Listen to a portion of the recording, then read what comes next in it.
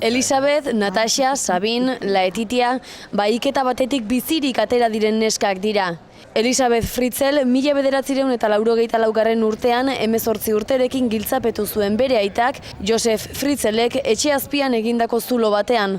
24 urtez egon zen bertan eta aitak behin eta berriz bortxatu zuen. 7 haur izan zituen. 2008an amaitu zen amets gaiztoa Elisabetentzat. Josef Fritzl, Amsteteneko munstrua, bizitza osorako sartu zuten kartzelan. Natasha Campus, 2006an ezagutu genuen bere kasua, bortxatzailearengandik ihes egitea lortu zuenean.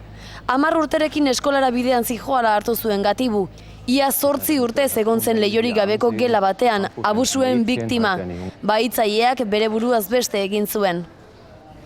Sabin eta Laetitia Mark Ditruk bahitu zituen 12 eta 14 urte zituztenean, baina gizon berak aurretik beste 4 neskatila ere giltzapetu zituen.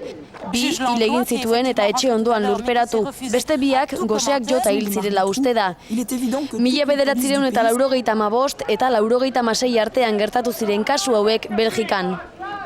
Batzuek amets gaizto horiek kontatu ditzakete orain, beste batzuek ordea ez. Anne, Julie, Melissa, Marshall, Eifi...